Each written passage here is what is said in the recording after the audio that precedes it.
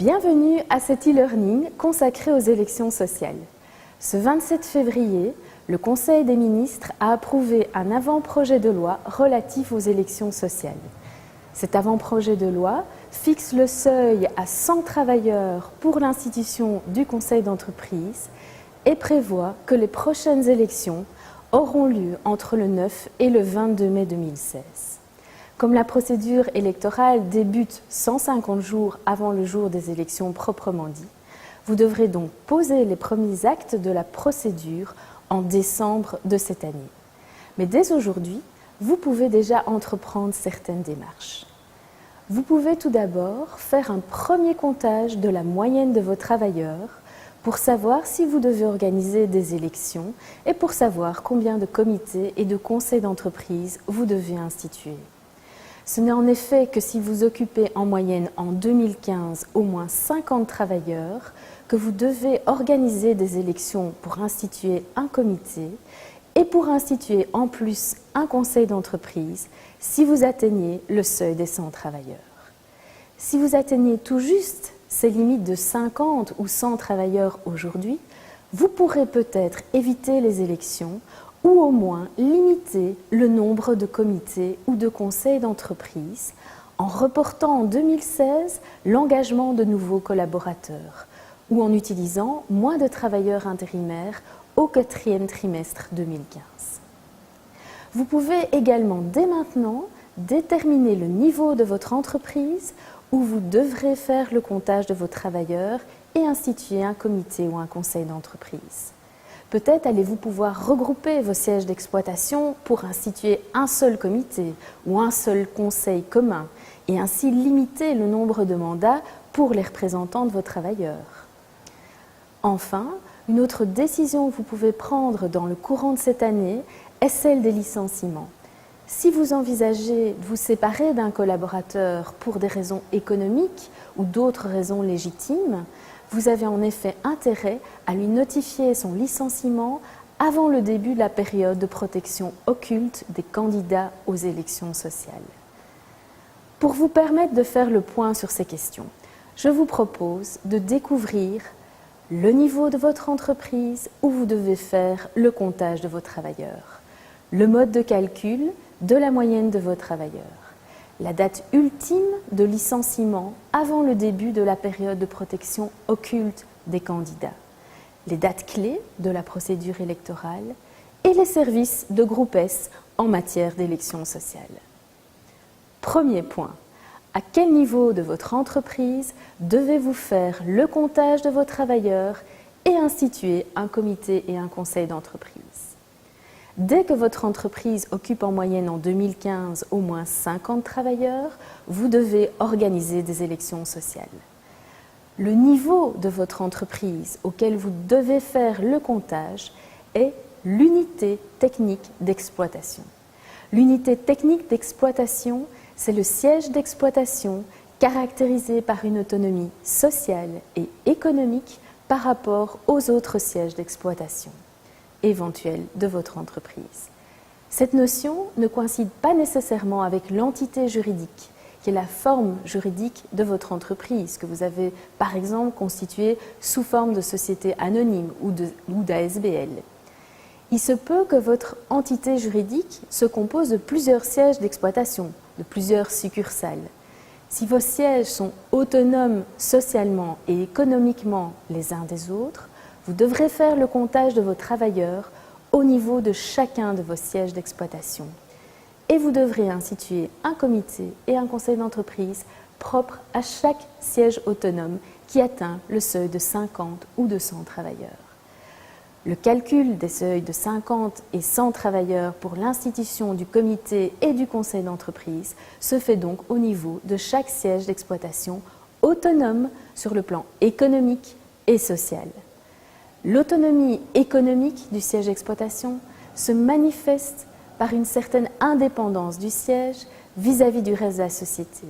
Ce sera notamment le cas si votre siège a une gestion journalière autonome ou exerce une activité différente des autres sièges. Par exemple, une de vos succursales a une activité de production et une autre succursale a une activité de transport pour compte de tiers. En plus de l'autonomie économique, ce qui caractérise surtout une unité technique d'exploitation, c'est son autonomie sociale par rapport aux autres sièges d'exploitation. L'autonomie sociale se déduit d'une gestion du personnel propre au siège d'exploitation. C'est le cas lorsque le siège d'exploitation a par exemple son propre directeur des ressources humaines qui peut décider seul des engagements et des licenciements pour le personnel de son siège. C'est également le cas lorsque le siège a son propre règlement de travail, ses conventions collectives de travail, ses modèles de contrat de travail, ses conditions de travail et de rémunération et ses avantages extralégaux spécifiques, ou encore sa fête du personnel distincte du reste du personnel. En cas de doute sur l'autonomie sociale et économique de vos sièges d'exploitation, ce sont les critères sociaux qui prévalent sur les critères économiques. C'est donc au niveau de chaque siège d'exploitation autonome que vous devez faire le comptage des travailleurs et instituer un comité ou un conseil dès que le seuil des 50 ou 100 travailleurs est atteint. Mais que devez-vous faire si vous avez plusieurs sièges d'exploitation autonomes qui n'atteignent pas chacun le seuil des 50 ou des 100 travailleurs, mais qui l'atteignent à plusieurs ou tous ensemble? Dans ce cas, vous devrez regrouper vos sièges d'exploitation avec plusieurs autres sièges, voire même avec tous les autres sièges, pour atteindre le seuil des 50 ou des 100 travailleurs. Dans ce cas, vous instituerez un comité et un conseil communs aux différents sièges d'exploitation. Enfin, vous êtes peut-être dans une situation où vous avez plusieurs entités juridiques qui forment ensemble une seule et même unité technique d'exploitation. Ce sera le cas lorsque plusieurs de vos sociétés appartiennent au même groupe économique ou ont des activités identiques ou liées et que vous gérez ces sociétés ensemble au niveau de la gestion des ressources humaines. Dans ce cas, vos différentes entités juridiques constituent une seule unité technique d'exploitation. Vous devrez alors regrouper vos différentes entités juridiques pour le comptage du seuil des 50 et 100 travailleurs et pour l'institution d'un comité et d'un conseil d'entreprise commun, à moins que les seuils de 50 ou 100 travailleurs soient déjà atteints au niveau de vos entités juridiques et que les travailleurs aient un intérêt à disposer d'un comité ou d'un conseil d'entreprise propre à chaque entité juridique. Groupe S peut réaliser une préétude de la structure de votre société et vous aider à déterminer le nombre de comités et de conseils d'entreprise à instituer. Une fois que vous avez fixé le niveau de votre entreprise auquel faire le comptage de vos travailleurs, vous devez procéder au calcul de la moyenne de vos travailleurs occupés en 2015. Comment faire ce calcul? Pour savoir si votre entreprise atteint le seuil des 50 et des 100 travailleurs, vous devez comptabiliser vos travailleurs permanents liés en 2015 à votre entreprise par un contrat de travail ou un contrat d'apprentissage. Et vous devez exclure les travailleurs sous contrat de remplacement. Vous devez aussi comptabiliser les travailleurs intérimaires que vous utilisez au cours du 4e trimestre 2015, en excluant les intérimaires qui remplacent vos travailleurs permanents en suspension de contrat. Chaque travailleur permanent que vous occupez sous contrat durant toute l'année 2015 compte comme une unité ou comme une demi-unité selon que son horaire atteint ou non les 3/4 d'un temps plein. Si un de vos travailleurs entre en service ou quitte votre entreprise en 2015, il ne comptera que comme une fraction d'unité. Pour le calcul de cette fraction d'unité, vous devez prendre le nombre de jours où vous avez déclaré ce travailleur en 2015 dans le système d'Imona et vous divisez ce nombre par 365. Si par exemple un travailleur quitte votre société le 30 juin 2015, vous l'aurez déclaré 181 jours en 2015 dans le système d'Imona. Il comptera donc pour 181 jours sur 365, soit comme 0,49 unités. Vous ne pouvez pas arrondir les décimales. Pour vos travailleurs intérimaires, le comptage se fait seulement durant le 4e trimestre 2015. Chaque travailleur intérimaire que vous utilisez durant tout le 4e trimestre 2015 compte comme une unité ou comme une demi-unité, selon que son horaire atteint ou non les 3/4 d'un temps plein. Et de nouveau, les travailleurs intérimaires que vous utilisez pendant seulement une partie du 4e trimestre ne compteront que comme une fraction d'unité.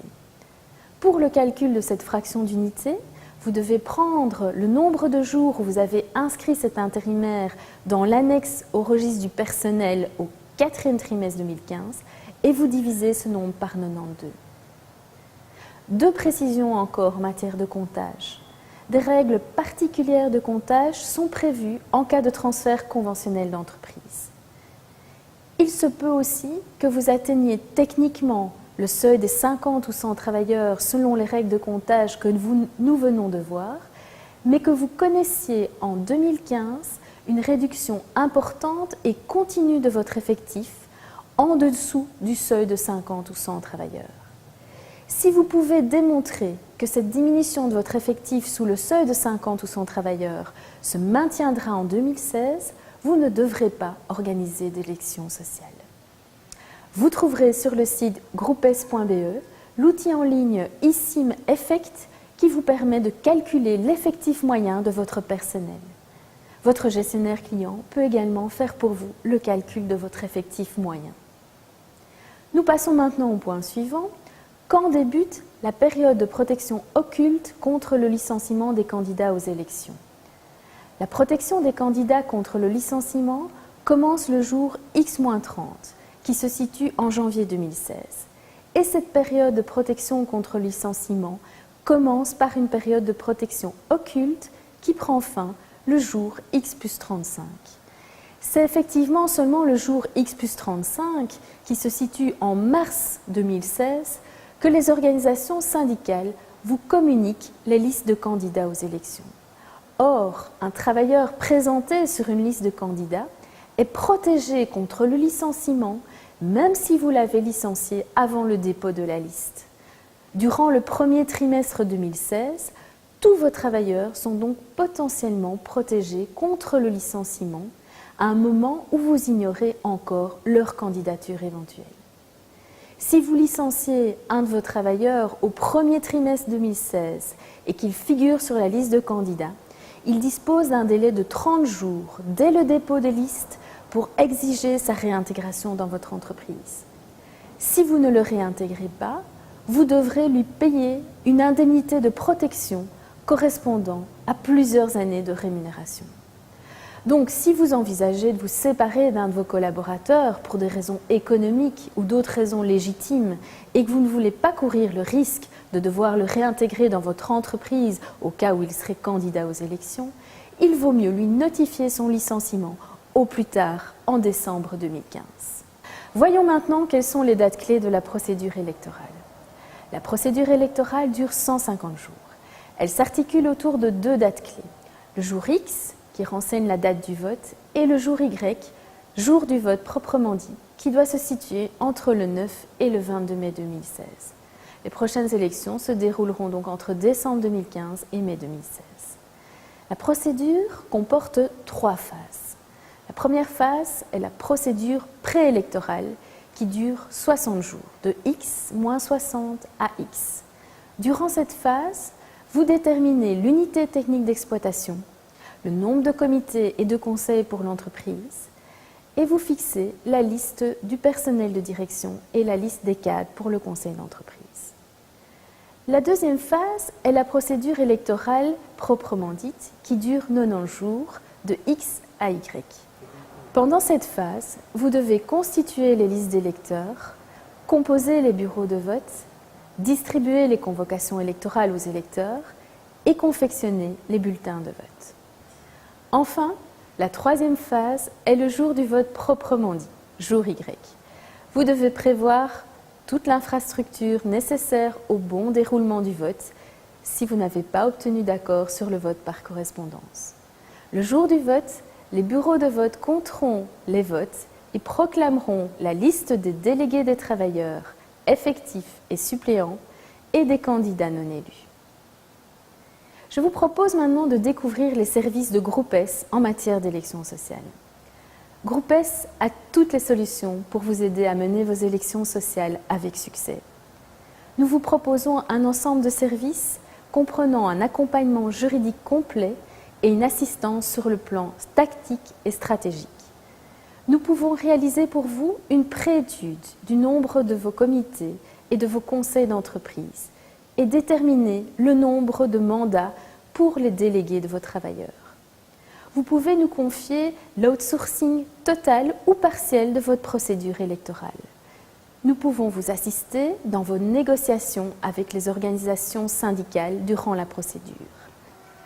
Vous pouvez aussi nous confier des actions de médiation et la gestion de vos conflits, ainsi que la défense en justice en cas de recours judiciaire contre vos élections.